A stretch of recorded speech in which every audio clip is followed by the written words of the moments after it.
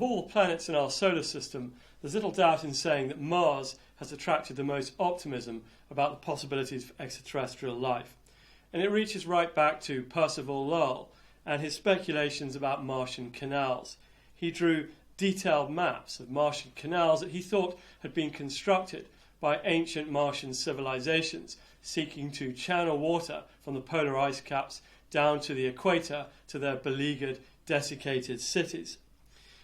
But Mars has also permeated science fiction, stories of warring Martians appearing from Mars to try and lay claim to the Earth in H.G. Wells' War of the Worlds, for instance.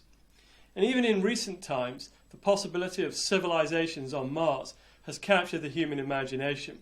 Here's a rather nice example. On the left-hand side, you can see a hill that was photographed by the Viking orbiters in the mid-1970s. The hill has a distinctly monkey-like appearance, some sort of primitive primate. And those people who saw this image in the 1970s began to believe that it was some monument constructed by a Martian civilization. Well, when you take this photograph again with higher resolution images taken by Martian orbiters that you can see on the right-hand side, you can see there is no monkey face on Mars. This is just a hill, a mesa, an outcrop of rock that really has no resemblance to a face at all. This is just a trick of the low-resolution imagery with which this hill was photographed in the early 1970s. It's a very good example of how, if you stare long enough at an image, you can see what you want to see. Percival Lowell stared at the surface of Mars through his telescope and he saw what he thought were canals, an optical processing trick of the human brain as it tries to create lines between images that it's trying to connect. He saw features on Mars, his brain created lines between them, and he thought they were canals. In this way, people look at images on the surface of Mars from orbiters and they think they see monkey faces, whereas in fact when we look at them at higher resolution, we see that there are no images of faces at all. Here's another example. This is an impact crater on the surface of Mars. Is it a monument built by a happy Martian civilization? No. It's just an impact crater, but if we look at it in particular ways, we can see all sorts of things in these images.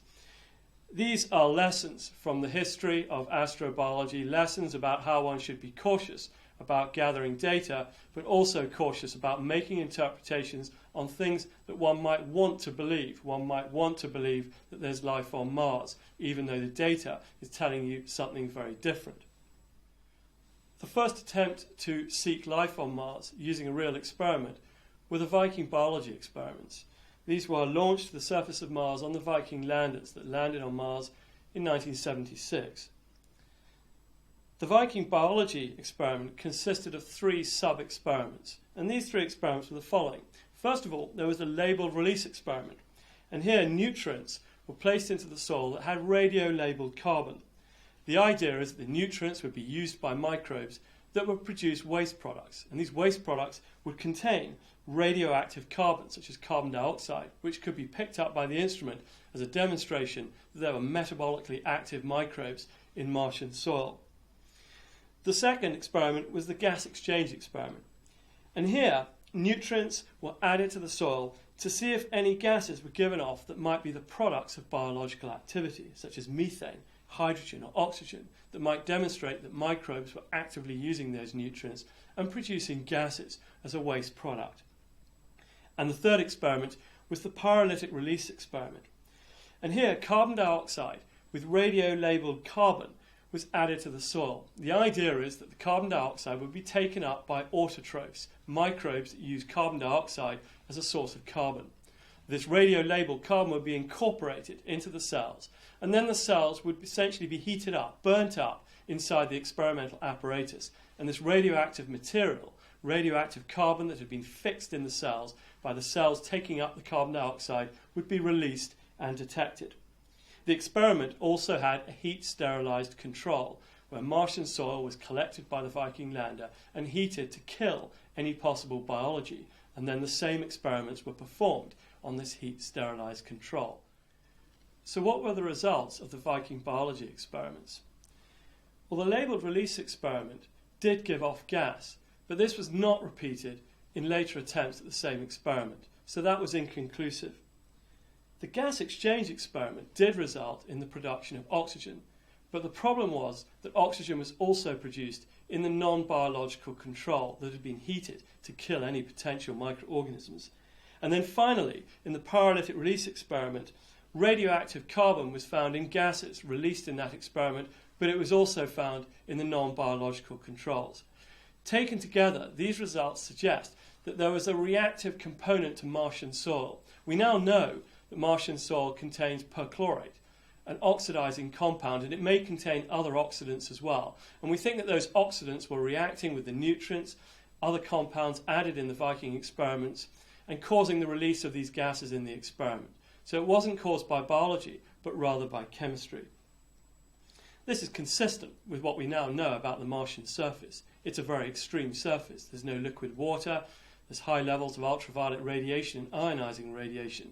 It's not a very good place for biology. And so we might expect that the Viking biology experiments would be inconclusive in the discovery of biology, but might suggest the possibility of reactive soils. Since the Viking experiments, there have been other papers that have brought evidence suggesting life on Mars, and perhaps the most famous one was a paper published in 1996 in Science magazine about the discovery of potential life in ancient Martian meteorites. And the meteorite at the focus of these studies is ALH 84001, a Martian meteorite launched from Mars many millions of years ago and discovered in Antarctica.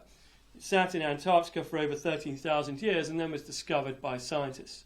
We know it's a Martian meteorite because its composition matches up with the composition of the Martian surface, and it contains within it bubbles of Martian atmosphere trapped within the meteorite that have the same composition, chemical and isotopic, with the Martian atmosphere. What did scientists find in this meteorite that led them to suggest the possibility of life? Well, first of all, they found shapes that they claim look like microorganisms, long tubular-like structures on the surfaces inside the meteorite. The scientists also found magnetite in the meteorites.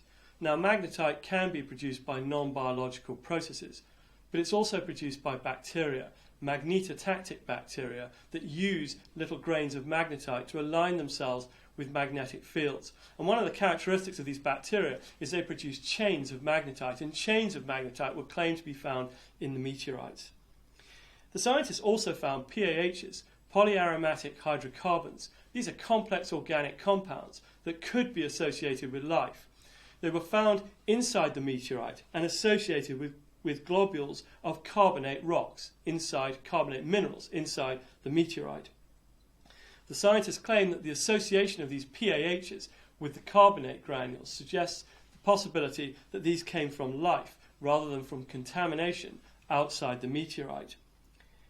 Each one of these lines of evidence is contestable. Shapes of microbes may not be real microbes. They could be non-biological processes depositing filamentous-like minerals on the surfaces of meteorites. Chains of magnetite could just be chains of magnetite minerals formed in non-biological reactions. And of course, organic compounds such as PAHs, we know, are formed in the interstellar medium. They're not necessarily associated with biology. But the authors claim that each line of evidence, when put together, suggests the presence of biology, even if individually they can be contested. The question remains open. Is this evidence of early life on Mars? Astrobiologists debate this evidence vigorously. Another problem greatly debated amongst biologists is whether the shapes of microbes found in these meteorites are too small to be microbes. They're much smaller than typical microbes found on the Earth. Maybe they're even too small to be biological entities. These are also questions that astrobiologists are attempting to address. So what have we learned? We've learned that Mars has always been a focus in the search for life. We've learned that the first serious experiments sent there were the Viking biology experiments. The Viking experiments can be explained by non-biological processes, but more recent evidence has come from Martian meteorites. But even this remains highly controversial.